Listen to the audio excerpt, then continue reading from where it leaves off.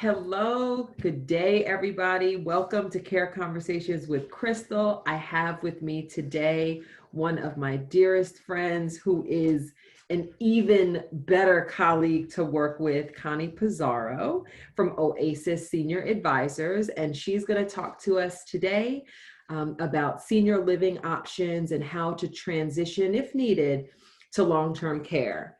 Connie, how you doing? I'm doing great, Crystal. So good to see you. Thank you for this conversation today. Thank you for joining us. These conversations are never really easy for families, and our goal is to make sure that when they need us, they know where to go and they know the right people to contact. So can you tell us a little bit about Oasis Senior Advisors? What do you do for families? Sure. Well, Oasis Senior Advisors, we're a free service, and we are a group of certified senior advisors, which basically means we know enough about everything to do with a senior and that they will need in their lifetimes, like say from 65 onward. Enough to know when to tell them they need an attorney, and enough to say, okay, maybe it's time now to consider some help in the house or to move outside the house. We specialize in assisted living and memory care placement. Memory care placement is for people who have some form of dementia. And assisted living can be for someone who might need help with what we call the activities of daily living, such as eating or dressing or bathing. But they may also want to go into an assisted living for a social environment because they live alone. So what we do is we help the family by removing the stress associated with determining a good fit. So are you often working with families that are on the cusp of deciding whether or not to transition, or do most of your families already know that a transition is needed and are just really really trying to figure out where to go?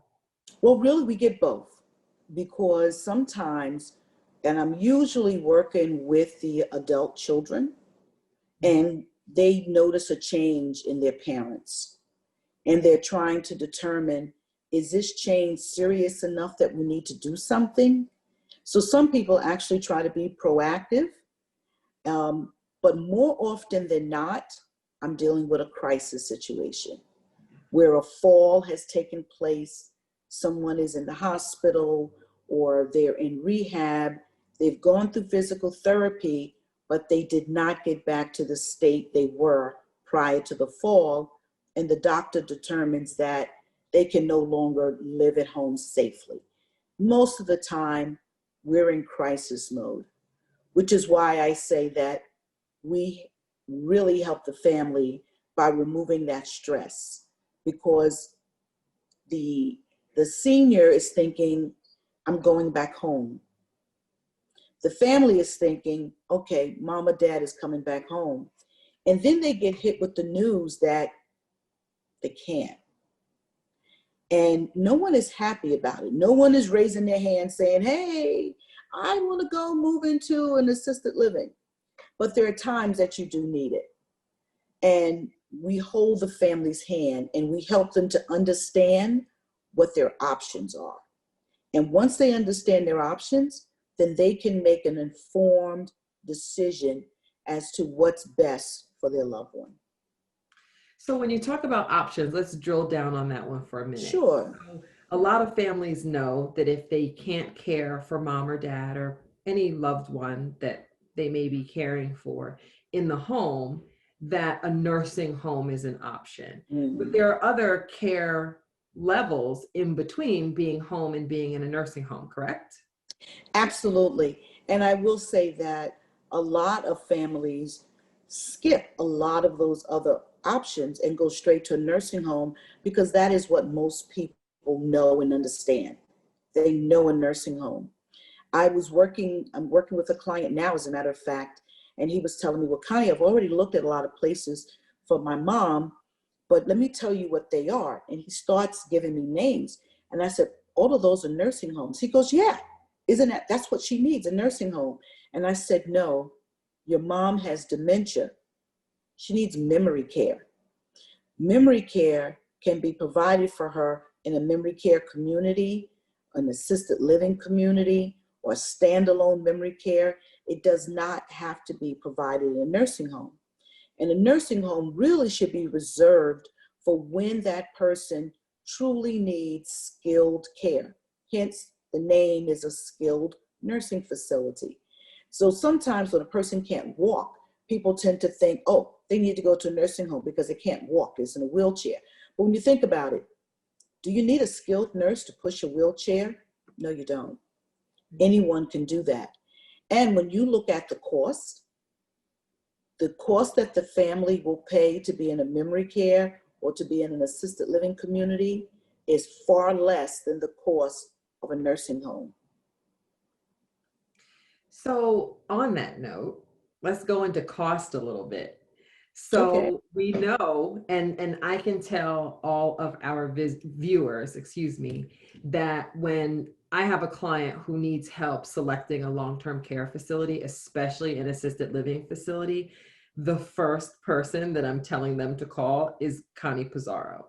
Thank you. I do not specialize in the facilities to call and go to. I judge facilities based solely on how difficult or not difficult their business office is. And I have no idea what amenities actually exist for a person who still is capable of doing some things, but ultimately needs more help than what the home will provide. So I tell them to call Connie. But when they call me, right, and they say, I left a message, or, I spoke to Connie and I'm really excited about working with her, but hey, listen, forgot to ask her how much this is going to cost me. What would the answer be? Well, it depends, because there are 3 components that go into the price when you move into an assisted living. And I should say, I'm sorry, not the cost for the facility, but the cost to work with you. Oh, okay. Well, are you ready for this? The cost to work with me, 0. It does not cost anything to work with me. My services are totally free for seniors and for families. So some people say, oh my goodness, that's so great of you. That's wonderful. Yes, it is wonderful. It's great. I love what I do and I love helping people, but I'm not a saint and I need to eat and pay my mortgage. So we get compensated from places that we work with. And then sometimes I hear people say, oh, so you're only going to refer me to places that are going to pay you. The answer to that is no, that's not true. I work with a lot of families and we refer them and we don't receive compensation. So sometimes we work with people who are Medicaid patients, and we do not receive compensation from Medicaid patients at all, but we still help the family. And we pride ourselves in finding a good fit. Now, that said, we work with just about every place in New Jersey that will work with a third-party referral partner. But there are 1 or 2 here or there. But if it happens that that is the place that's the best fit, we will refer. And ultimately, it's the family's decision as to where they go. So when I talk about referring the family, and when you were saying about what amenities are available, all assisted livings are not created equal. It is not a one size fits all. Some assisted livings have higher functioning seniors. So they're better suited for the senior, what I call the sexy senior. You know, the woman who's got it going on, she's still putting on her lipstick, she's putting on her pearls and carrying her purse. That there are places for people like that. And then you have the person who is confined to a wheelchair and can't get along by themselves, and they need an extreme amount of care. There are places for those people who are not, it's not a nursing home. When you take a person who's very high functioning and you put them in an environment where everyone is in a wheelchair, it's not a comfortable environment for them. So when we look at the places, we look at the type of amenities, the type of senior that they cater to, who's their audience, Sometimes we have clients who have dementia and English is their second language. So when dementia sets in, they no longer can speak English. They speak Italian, or they speak German, or they speak Spanish. And so then we want a community where we know they have caregivers who can speak in that language, or residents who speak in that language, so the person is comfortable.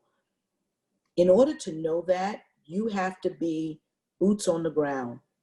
So we know our communities. Prior to the pandemic, we were in our communities on a regular basis. So we know the residents, we know who works there, we know the clientele. So when we're referring, we're looking at personality, we look at budget, we look at their medical needs, whether or not they have a pet. That is extremely important. A lot of people think, oh, mom or dad has a dog, has a cat, they can't go to the assisted living. Not true. They will. I had a client who had a parakeet, a cat, and 2 dogs. So of course she wanted a very large room so that everyone could fit in. But as long as they can take care of their animal, they can come. Now, of course, there are some restrictions. Can't have a Rottweiler.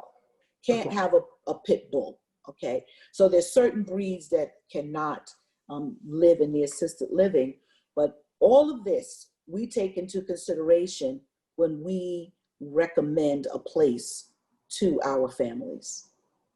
So Connie, when we're doing long-term care planning for families and I'm Mm-hmm. looking at ways in which to pay for services, one of the most important things when we have a family that's looking at assisted living, from my standpoint, is making sure that we have enough money to cover the 2-year private pay requirement. So I just wanted to talk about that a little bit and explain it for folks who may not be aware of what facilities in New Jersey will ask for, but then to also explain that sometimes there are exceptions to the rule. So can you talk about that a little bit? Absolutely. So when you are moving into or looking at an assisted living, as Crystal said, most of them require a 24-month spend down. And what that means is that you're paying privately for 2 years before you apply for Medicaid, or before they'll be willing to accept Medicaid on your behalf. Now, that is most communities, and that's the norm. However, there are always some exceptions to the rule. And especially now, in this climate, some of the restrictions have been, let's say, a little less strict, or they've reduced them. So there are some places that will take a person that only has 18 months of a spend down, or 12 months of a spend down, okay? Now, you're not gonna know this on your own. They're not advertising it in the brochure. There's no ad in the paper. But when you work with someone such as myself, I know this because I know the places. I have those conversations and I say, okay, I know that census is low now. Where's the flexibility? Is there some flexibility in pricing? Is there flexibility in spend down? Is there flexibility in a community fee, room size? Where is there flexibility? And depending upon the need that the family has is the flexibility that we'll go for. Now, with that said, when we say that the community wants 24 months before you can apply for Medicaid, keep in mind that after the 24 months, if you still have funds, you wouldn't qualify for Medicaid. So that means you still have to keep paying. So sometimes people think, oh, I can pay for 24 months and keep the rest of my money. The only way you can do that if you've done some pre-planning with someone like Crystal, and she has put things in place so that legally some of your funds have been sheltered. But other than that, you're looking at a 24-month, and some places will give you that flexibility of 18 months or 12 months. And even if, let's say it's a 24-month, but we look at the funds and we see that you have enough for 23 months. letting them know that going in the door, they may let you slide. They may say, okay, it is never a good idea to think that they're not going to remember, or they're not going to put me out, they're not going to ask me to leave. There's some horror stories and people say, oh, they put my mom out. They told me I had to come get my mom. But what they don't tell you is that they went in saying they had 24 months. In actuality, they did not. Because some communities, they are not going to scrub down your finances. They take you at your word. Because after 18 months, when you don't have money, they know you only paid for 18 months. And then they will say that you have to leave. And then they look like the bad guy, when in actuality, the family didn't hold up their end of the bargain.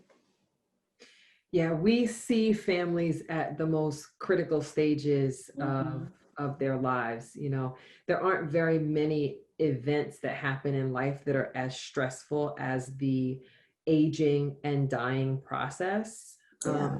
you know, at the end of the day. So Connie and I could probably go back and forth on war stories, Oh, the yes. good, the bad, and the ugly as it relates to families and that transition to assisted living. And sometimes the transition from assisted living to a higher level of care, ultimately, if it's necessary. But we hope that in these few minutes we've been together, you've at least had an opportunity to see that there are support services that are available that are economical and in this circumstance are completely free for families, so that when it's time to place your loved ones or even just kick around the idea of a placement, that you have some folks that you can talk to and trust.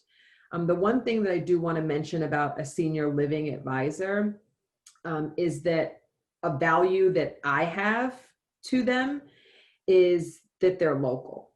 So there are companies that exist out there in the world that have a national focus and that do serve local areas. All I will say about that is there is value, as Connie mentioned earlier, to having an advisor that has those relationships, those boots on the ground, if you will, so that when a unique circumstance arises, there are more options for you. Connie has managed, I don't know how, to get really great deals for some of my clients during the pandemic, some of which were ready to move and some were not. But in these very uncertain times that we're in right now, having advocates is really critical and is key for families. And we recognize that, especially the way that COVID hit long-term care facilities, families are not taking a placement lightly. And so to the extent that either of us can assist you in that transition, we are happy to do so. So Connie, can you just give us some contact information? How do people reach you? Sure. Well, one, you can call me, and my phone number is 732-524-8864. I do not have traditional business hours, so if you call at 8 o'clock at night, you'll get me. You will always get a live voice. I have an answering service if I'm on a call with another client. You can also go to my website, which is centraljersey.oasisssenioradvisors.com. And I have a Facebook, which is Central Jersey Oasis Senior Advisors. And I have Instagram. You can find me there too, with Central Jersey Oasis Senior Advisors. Awesome. And we're going to put that contact information for everybody. So by the time they see this clip, it should be at the bottom of the screen. Okay. I can be reached at 973-889-4263, or you can visit porzioplanning.com.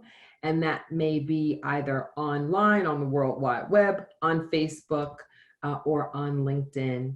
Thanks so much for joining us today. Connie, thank you so much for spending time to explain to our viewers what it is that you do and how you can help families. I sincerely appreciate it. And I hope you have a great day. You too. Thank you.